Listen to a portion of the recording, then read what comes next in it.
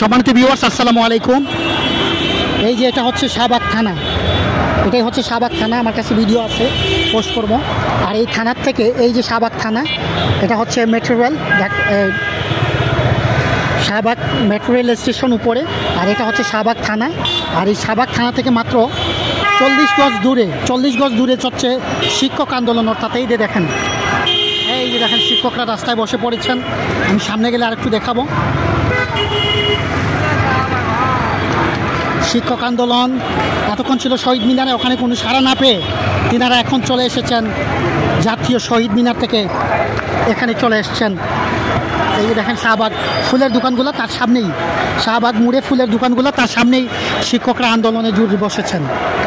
এই যে দেখেন শিক্ষকদের আন্দোলন পাটে পাটে। দেখেন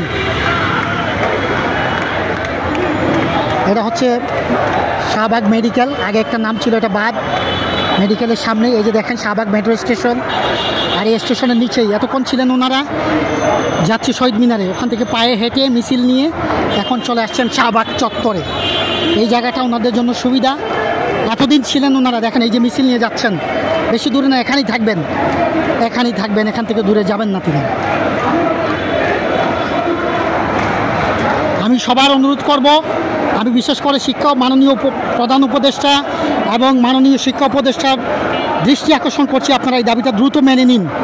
কারণ শিক্ষা জাতির মেরুদণ্ড হলে, এই শিক্ষার মেরুদণ্ড গড়ার কারিগর হচ্ছেন এই শিক্ষকরা। আপনাদের যদি ন্যূনতম লজ্জাবোধ থাকে, তাহলে অবশ্যই আপনারা এই দাবি মেনে নেবেন। একজন শিক্ষক সাক্ষাৎকার দিচ্ছেন, দেখেন। বেলাবো থেকে এসেছি, আমাদের প্রতিষ্ঠানের নাম হচ্ছে পুরাদিয়া ওয়াসিমউদ্দিন খান ডিগ্রি কলেজ, বেলাবো। কত বছর থেকে শিক্ষকতা করছেন? আমার শিক্ষকতা প্রায় 32 বছর। আমার চাকরি আছে মাত্র 1 বছর 2 মাস। এই যে শেষ সময়ে এসে রাজপথে নামতে হবে শিক্ষকদের, এটা আসলে অত্যন্ত দুঃখজনক যে আমরা এই দীর্ঘ পথ পরিক্রমায় আমাদেরকে রাজপথে নামতে হয়েছে। এটা অত্যন্ত দুঃখজনক এবং লজ্জাজনক। এটার জন্য আমরা নিন্দা জানাই, ধিক্কার জানাই, এবং আমরা চাই যে আমাদের অচিরেই আমাদের এই যৌক্তিক দাবিগুলো অন্তর্বর্তী সরকার যাতে মেনে নেয়। শিক্ষকরা জাতির মেরুদণ্ড বলা হয়, মানুষ গড়ার কারিগর, তাদের উপর যদি যে মানে পুলিশ এরকম বর্বরতা হামলা চালায়, কি বলবেন আসলে? শিক্ষক জাতির মেরুদণ্ড এবং শিক্ষক হচ্ছে জাতির কারিগর। আমার মনে হয় যে বাংলার কেন পৃথিবীর এমন কোনো পরিবার কি আছে যেখানে শিক্ষকের স্পর্শ নাই? কিন্তু অত্যন্ত দুঃখজনক যে পুলিশ বাহিনী, পেটোয়া বাহিনী আমাদের শিক্ষকদের উপর নির্যাতন করেছে। তাদের তীব্র প্রতিবাদ জানাই এবং শিক্ষকদের কাছে যাতে করে এই পুলিশ সহ ওনারা যাতে ক্ষমা প্রার্থনা করে। এই যে এই পুলিশের যে হামলাটা, এটা কি কোনোভাবে মনে করছেন যাতে সরকার কোনোভাবে দায় এড়াতে পারে বা সরকার অবগত আছে? অবশ্যই না, পুলিশ এটার দায় কখনো এড়াতে পারে না, কারণ পুলিশ উপরের নির্দেশনা ছাড়া কখনো ওনারা কিছুই করতে পারে না। তাহলে দায় আসলে কার নিতে হবে? দায় তো সরকারের উপরই পড়বে। দায় অবশ্যই শিক্ষা উপদেষ্টা, শিক্ষা মন্ত্রণালয়, অর্থ মন্ত্রণালয়, ওনাদের সবার উপরেই দায় পড়বে।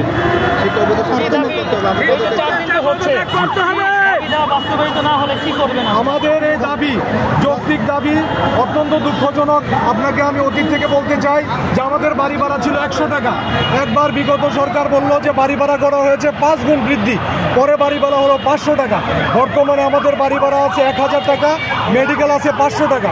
এটা কোথায় আছে? বাংলার কোথায় যে 1000 টাকা বাড়ি ভাড়া দিয়ে থাকা যাবে, 100 টাকা মেডিকেল দিয়ে থাকা যাবে? এটা কোথায় আছে? ওনারা প্রয়োজন আমাদেরকে বাড়ি দেখ, আমাদেরকে উৎসবতা দেখ। আর এই যে আমাদেরটা যে অনুদান, এটা দিয়ে কুরবানিও হয় না, এটা দিয়ে কিছুই হয় না।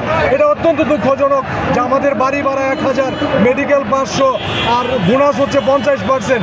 আসলে আমাদের 20% বাড়ি ভাড়া দাবি। এটা অত্যন্ত যৌক্তিক এবং নিম্নমানের। আমি মনে করি যে সরকারি যারা, ওনাদের বাড়ি ভাড়া হচ্ছে 45%, 55%। আমাদের শিক্ষক